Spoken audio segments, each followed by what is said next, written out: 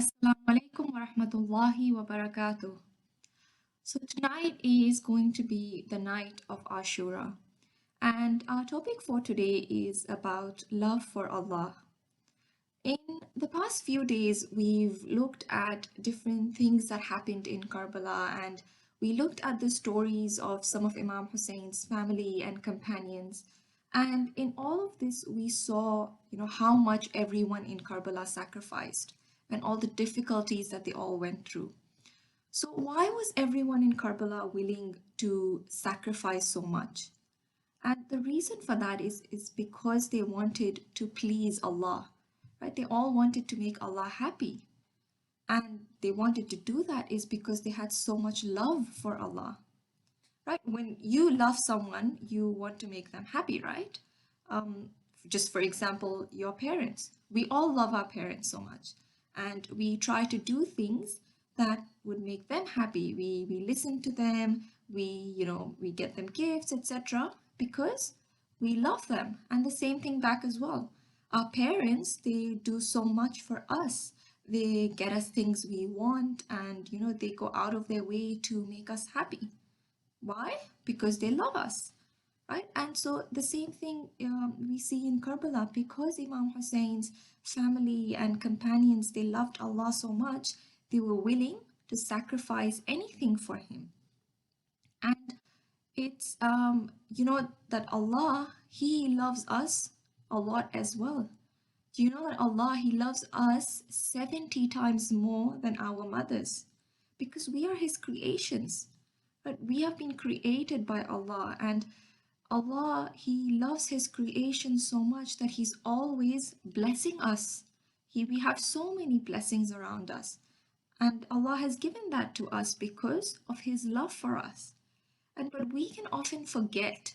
We can often forget how much Allah loves us, especially when things go wrong, or when you don't get something. That's when we can forget. But we always need to remember that Allah is always with us. And we also need to work hard on showing to Allah how much we love Him, right? Just like how Imam Husayn showed us in Karbala, his love for Allah. We also need to show to Allah how much we love Him, right? So today that's what we are going to look at. We're going to look at how Imam Husayn showed his love for Allah in Karbala and what we can learn from that. So before we get started, we'll first do a quick recap from yesterday's lesson.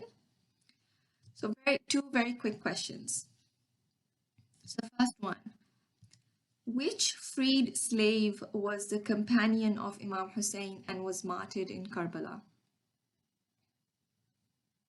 Who remembers who we talked about yesterday? It was John bin Hawaii. Yeah. All right, next question. Who said this on the day of Ashura? Death to me is sweeter than honey. It was Hazrat Qasim, right? Right, so that's what we learned yesterday. Let's move on to today's topic. So first up, we will look at a very famous prayer of Imam Husayn. It is known as Dua Arafah, and this dua, it was taught to us by Imam Husayn, and we usually recite Dua Arafah on the 9th of Zulhijjah, which is the day of Arafah. And in this dua, Imam Husayn, he shows us how Allah loves us a lot. So let's look at some of the things that are in this dua that show us how much Allah has blessed us with from before we were even born and throughout our life. So do you know that Allah, He actually created you a very long time ago, much earlier than when you were actually born. And you existed with your great grandparents and your grandparents, and so you've been there from a very long time ago. But Allah, He made sure that you were born at the perfect time.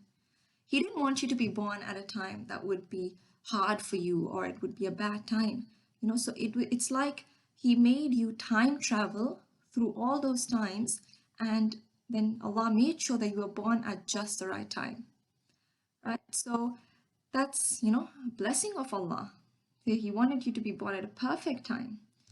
And then when Allah started to create you, so, when we are being created into human beings through blood, flesh, and skin. And that whole process can be quite painful, right? But Allah, He loves us so much that He doesn't make you alive then. He puts us in our mom's tummies while we are being created, and till you are ready to be born, so that you don't feel any of that pain. And once you're ready, you are born, right? So when we are born, we're just a baby, right? So Allah, He makes sure to care for us through our moms, and He gives us milk and food to help us grow. And when you were a baby, Allah put so much love into everybody's hearts for you, and everyone loved you as a baby. And especially Allah, He especially made our moms so loving, so that, they are always taking care of us. And, even now, from when you are a baby till now, our moms are always taking care of us, because Allah put so much love into her, so that she can help you grow up and become a good human being. And as you grow, you learn new things. From a baby, you start walking, you start to talk, and all of these are blessings of Allah, right? You know so much now, and you might think that you are very smart. But who gave you that blessing? Who gave you that ability to think? And it's Allah who has given you such a smart brain. And that's why you can think, you can talk. How talking words, you're talking by twisting your tongue, and your tongue is really just a lump of flesh in your mouth. But Allah is the one who makes, when you twist your tongue, you are able to speak. And that is a blessing of Allah. So as you continue to grow, Allah is blessing you even more and more. And Allah, He never stops. He never stops blessing us. And till now, if you look at yourself and you look around you at everything that Allah has given you, He's been caring for us from before we were even born. And Allah has said that if you keep on thanking Him, He will give you even more, right? But it's so important to remember that to never be proud or never be arrogant about what you have. If you're able to do something, or you have something really good, you need to remember that this is from Allah. Allah has given this to me because He loves me so much. And you should never be proud or arrogant about it, right? Instead, you should thank Allah, because then He gives you even more. So we see this from Dua Arafah. This is everything that is written in Dua Arafah. And Imam Husayn, he taught us this dua to show us how much Allah loves us. And it's important for us to always show to Allah that we love Him back, right? And how can you do that? For example, like I said, by thanking Him, by not complaining to Him if you don't get something. If you've asked for something and you don't get it, we shouldn't be complaining to Allah, right? Because He's always blessing us, and it's not right that we are complaining just because we don't get one thing. And we can also do other things that make Him happy, such as praying our salah, respecting our parents. These are things that Allah has asked us to do. So if we do them for Him, that would show to Allah how much we love Him. Yep. Now let's go back to Karbala. Here first, before we talk about it, let me ask you a very quick question here first. Do you remember the name of the lady that we've previously talked about, who gave very powerful speeches in Kufa and then in Sham in the court of Yazid? Do you remember the name of that lady? She's also the sister of Imam Husayn. It was Lady Sayyida Zainab. Yeah, so in Karbala, right, we've talked about it. The Sayyida Zainab, she gave very powerful sermons in the court of Yazid, and in those speeches that Sayyida Zainab would give, she would always begin and end her speech by praising Allah, right? Despite that everything that Sayyida Zainab went through, she lost her brother, she lost her sons, she lost her other family members, and she went through so many difficulties on her journey from Karbala to Kufa to Sham, but never did she once complain to Allah. Right? Sayyida Zainab never complained to him. She always had so much faith and hope in Allah that whatever is happening, Allah has a purpose for it. Right? Allah is doing this for the best. Yes, she was sad. She was definitely sad that her brother Imam Husayn was martyred. And that's okay. She shows us that it's okay to be sad. But even when you're sad, you turn to Allah. Right? She always turned back to Him. And she continued to praise and thank Allah. Even when Ibn Ziyad, he asked Sayyida Zainab, how did you find the way Allah treated your brother? She said to him, I saw nothing but beauty. Right? She thought everything that had happened in Karbala was the beauty of Allah because she knows that Allah is doing this for a purpose. Allah is doing all of this for the best of reasons. Right? So, what do we learn from this? We learn that we should always be thankful to Allah no matter what. Our faith in Allah should be so strong that even if things go wrong, life becomes hard sometimes, it's if things are becoming really hard in life, or for example, you've asked Allah for something, you've asked a dua, and that dua hasn't been accepted. We shouldn't lose faith in Allah. You should think that, okay, maybe this is not the right time for it. If I've asked Allah for something and He's not giving it to me, maybe it's not good for me, or maybe this is not the right time for it, right? You trust Allah, or Allah could maybe be testing you, right? Because we know that Allah tests us. He tests His creations, and Allah, He wants to see, okay, if I don't give you something, are you still going to thank Him for your other blessings? Are you still going to, trust in Him? And because Allah, do you know that He tests those people that He loves the most? And because we see that Imam Husayn, he was the most beloved to Allah. And we can look at how many tests Imam Husayn had to go through, how many difficulties Imam Husayn had to face. So when Allah loves someone, He really tests them as well. And so when Allah is testing you, you need to show to Him that you still trust Him, you still have, a very strong faith in Him, and you continue to always thank Him. Again, Sayyida Zainab showed us it's okay to be sad about something, but even when you're sad, you turn to Allah, you pray to Him, you talk to Him. And that's what Karbala teaches us. Allah loves us and we love Allah, and we need to show that. And that's exactly what Imam Husayn did as well, especially when his baby was martyred. So anybody here, does anybody remember the name of Imam Husayn's little baby who was also martyred in Karbala? His name was baby Ali Asghar, right? And anybody remember how old he was when he was martyred?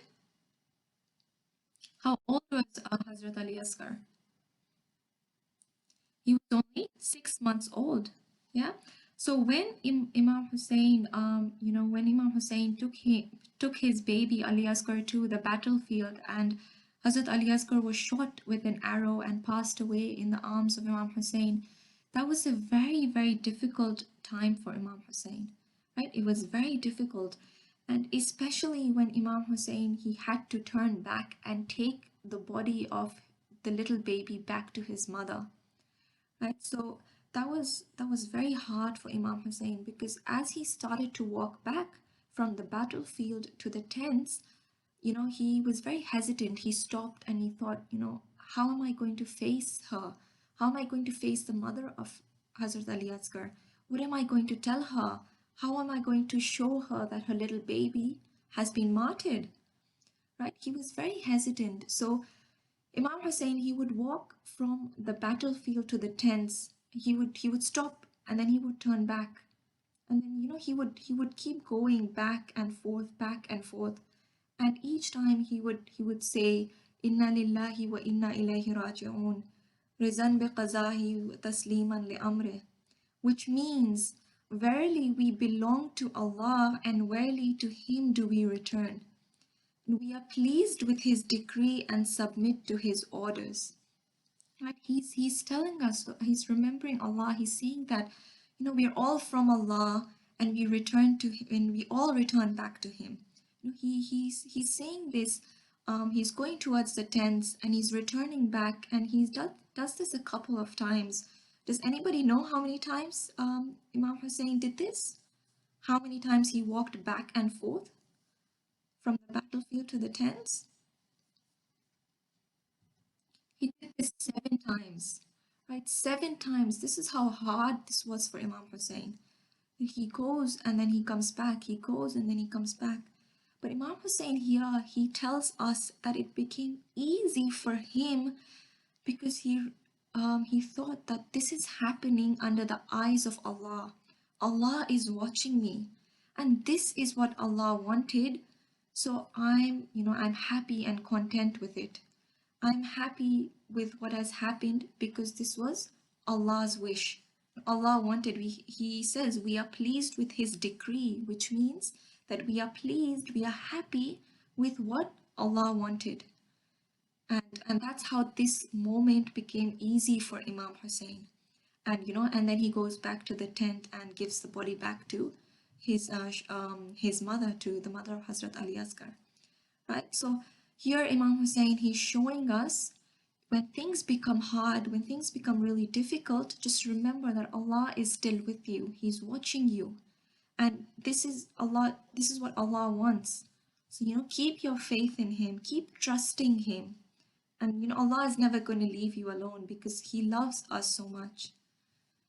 Right? So that's what we've seen so far. Now let's look at what we can do tomorrow, right? So like I said, tonight is the night of Ashura, and tomorrow it's going to be the day of Ashura, right? The 10th of Muharram. It's the day the Battle of Karbala took place, and all the sacrifices that were made. So what can we do tomorrow? On the 10th of Muharram, on Ashura Day, there are certain acts of worship that are recommended for us. And we're going to look at some of them today so that you can try and do them tomorrow. The first one is keeping a faka. It is mustahab, that is, it is recommended that you stay away from eating or drinking from dawn till the time of Asr, right? This is not a fast.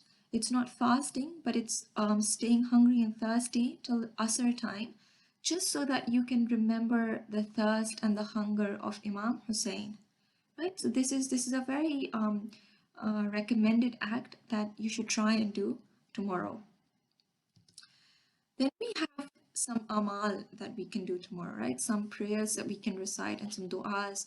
And one really good amal that is recommended for tomorrow is to recite Ziyarat Ashura. And so that is something you can try and do tomorrow. And the act that we looked at of the Imam Hussein when he walked back and forth 7 times, that's another part of the amal that we do tomorrow as well. We replicate that act. We replicate walking back and forth 7 times and saying Inna lillahi wa inna ilayhi raji'un, because it's something that reminds us of Imam Hussein, the difficult moment of Imam Hussein. So that's another amal. And there are lots of other du'as that you can also recite tomorrow. And then, we should try and stay away from any kind of worldly activities. So, shouldn't be playing games and having fun tomorrow. We shouldn't be watching TV. We shouldn't be laughing unnecessarily. Right? It's a very, very sad day tomorrow. So we should try and stay away from all of these activities, and we should try to remember Imam Husayn as much as we can, right? So try to do as much as you can that will remind you of Imam Husayn and everything that happened in Karbala, listening to lectures and majlises, doing matam. All of this is what we should be focusing on doing tomorrow, right? So that's it for today. Let's do a quick recap of what we've learned, right? A few quick questions. The first one is, in Dua Dash, Imam Hussein, he shows us how Allah loves us a lot. So 3 options for you there. Which dua did we talk about today that has been taught to us by Imam Hussein? It was Dua Arafah, right? That's a dua that shows us how much Allah really loves us. Right, second question. Again, a fill in the blanks. Verily we belong to dash, and verily to him do we dash. This is a translation of what Imam Husayn was saying when he was walking back and forth after Hazrat Ali Asghar was martyred.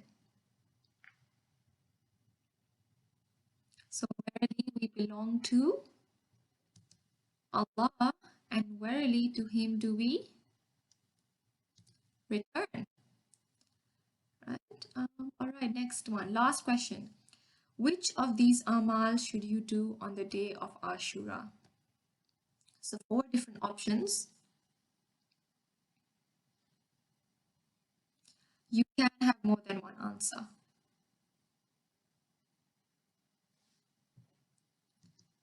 Should recite Ziyarat Ashura, and we have the amal of walking back and forth 7 times in remembrance of Imam Husayn. Right.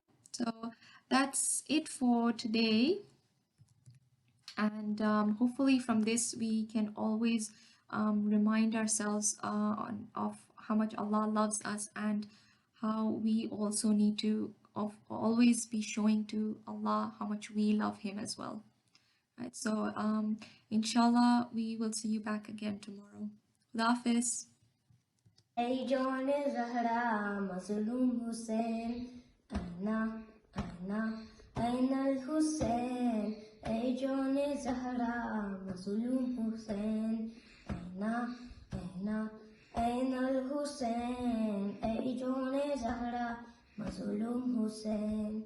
ए लाल मेरा बताओ कहाँ जन्नत से आई हुस्न लोफुगा ज़हरा के करबल में नूहा कुना शिद्दत से करती थी कंपो बया माँ को दिखाते तू चेहरा हुसैन ए जाने ज़हरा मज़लूम हुसैन आईना आईना ऐनल हुसैन ए जाने ज़हरा मज़लूम हुसैन आईना आईना ऐनल हुसैन ऐ जाने ज़हरा मज़लूम हुसैन सोचा न था ऐसा होगा कभी बेमुख न रह जाए ज़ैनब मेरी किस जुर्म की है सज़ा मिल गई कैदी बिन आज बिनते अली दुश्मन न समझेगा रुतबा